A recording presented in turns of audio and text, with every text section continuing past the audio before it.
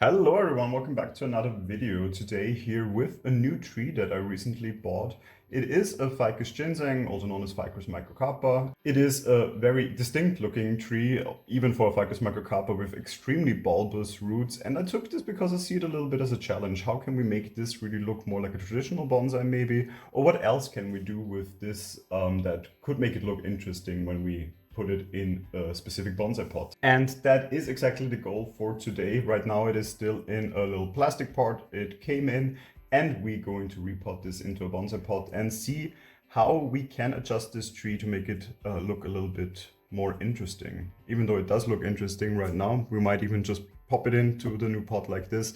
However, I think there is more in this tree that we can still tickle out of it. So let's do this. Let me move away the cover pot that it came in. We're not gonna be needing this one. And let's try to loosen the soil here around the pot a little bit. I don't really see any roots at the bottom. It's often the case with these trees when you buy them that they don't have the best root mass, mainly due to the fact that they come also in soil that is way too dense for them. Also seems to be the case here.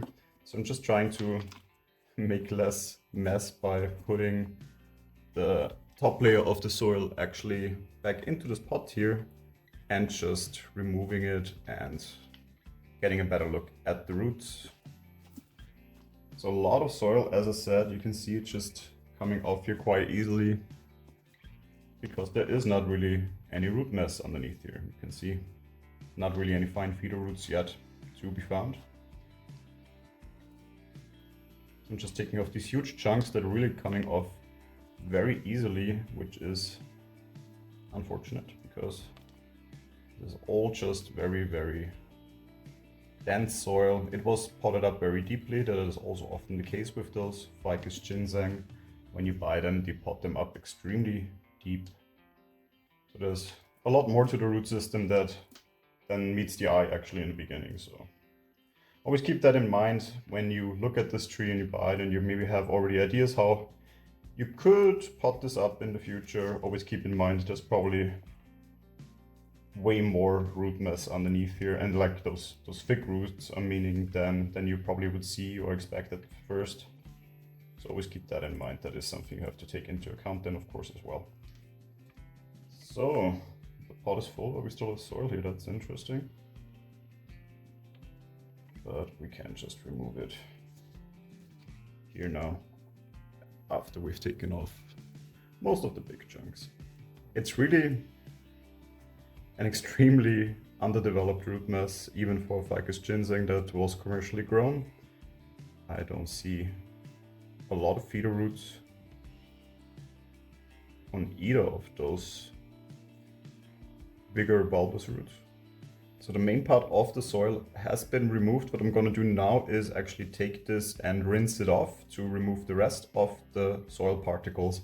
And then we take a look at how we can pot this up. So I have removed the soil, washed it off. A little tip when you work on trees, when you want to repot them, when you have exposed roots, it's always good to wrap it, for example, in a wet paper towel. This way they stay moist, they don't dry out, and your tree won't die due to that. So that is definitely something you should keep in mind.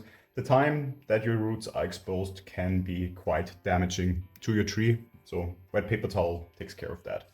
So let me give you a look on those roots. So I unpack it from the wet paper towel. And as I said, not a lot of root mass that we can actually work with. There are some roots, they do seem healthy. They have a nice creamy white color. So definitely roots we can use and can work with, but definitely less root mass than I would have hoped for and anticipated, but still enough to work with, I would say.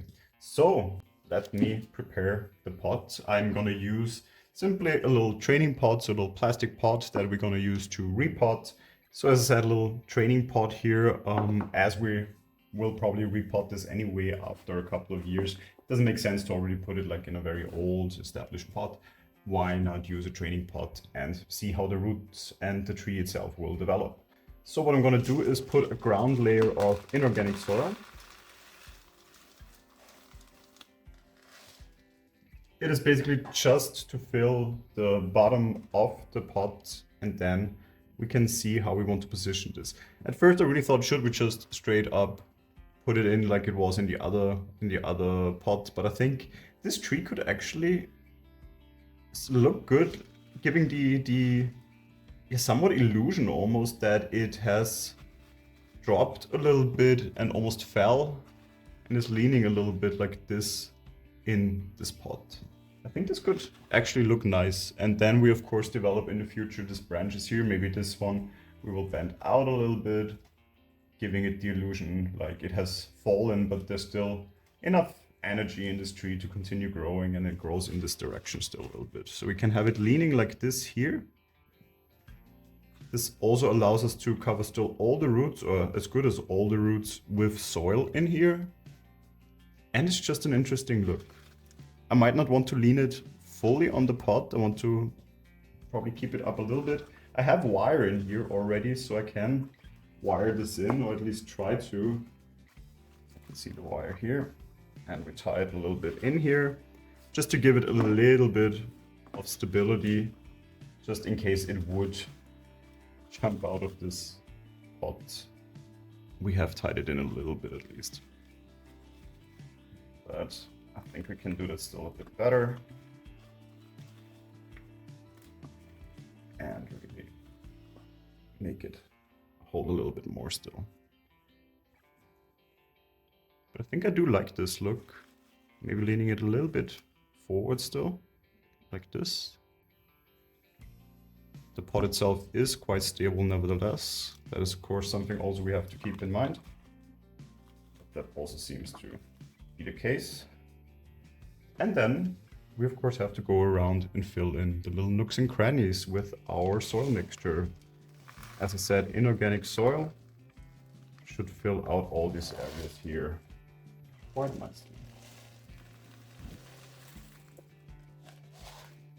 With a setup of this, like this, it's of course especially important to make sure we fill all the little areas, especially in here between the roots, with soil. So we will in a second move on to using a pair of wooden chopsticks for that. First, still fill all these little areas I can see right now with soil, just to have a little ground layer from which onwards we can work them. Also, of course, filling in here, that little part. And we, as I said, take some chopsticks, and I'm really trying to work the soil in here now, because there were some roots in here that of course we also need to cover. We don't want anything to dry out in here.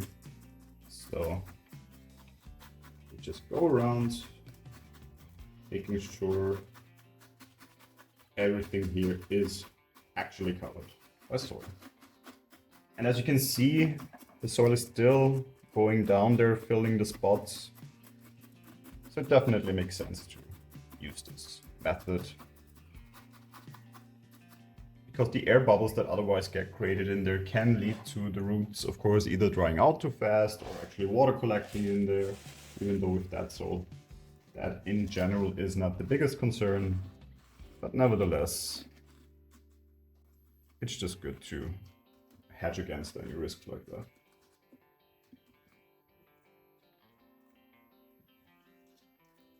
The question is, do we already wire a little bit here as well? We could, as this is already quite a thick branch, wire this a little bit, or am I happy with the look as it is? To be honest, at the moment I'm very happy with the look.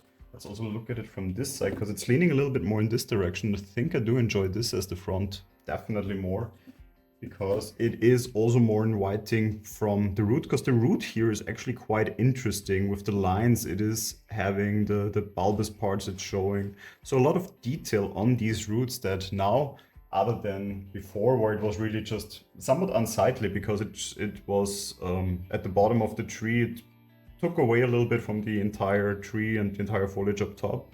Now it fits better into the entire composition. It is part with this pot and the branches up here that just make it look more interesting. And looking at it from this side, I don't think we need to wire this out a little bit. At the moment I will let this grow actually. I'm quite happy the way it seems to be growing, and maybe some of the branches and the secondary and tertiary branches, then we will start to wire a little bit more in this direction to also fill in this part. However, don't want to fill it too much. It should look way more natural, like a tree that just recently fell, basically was uprooted, but somehow still survived and is now growing in this new form in here. So it seems to be stable. It seems to be the soil has filled out all the areas. You can also see here all the soil is inside now. What I will do right now still is give it a good rinse, of course. It has been uprooted, so it's always good to give it a good watering. Just make sure all the debris also from the soil, even though it's inorganic soil, is being washed out right away. It has a good watering, the roots staying moist. And then we just wait for it to settle into this pot, hopefully with the inorganic soil we have in here now. It will develop better roots, it will develop a more healthy root system, which of course will also benefit this tree in general. And I mean, the foliage itself is extremely healthy on this tree, a beautiful green, and I think I'm quite happy with the way it looks right now. It's definitely one of the more unconventional trees that I have in my collection, but I do like to experiment with trees in this way because it just makes them look so much more interesting. And if we compare it to how this tree looked before, it definitely is a complete change to the tree, to the entire composition that we have achieved with this tree. So if you have any ideas or any comments on the way I have repotted today, of course, feel free to leave them in the comments. If you enjoyed this video and enjoy this tree as it is looking right now, of course, feel free to leave a like. And if you enjoy my channel, of course, feel free to subscribe to never miss a video in the future. And hopefully I will see you then. Until then, take care.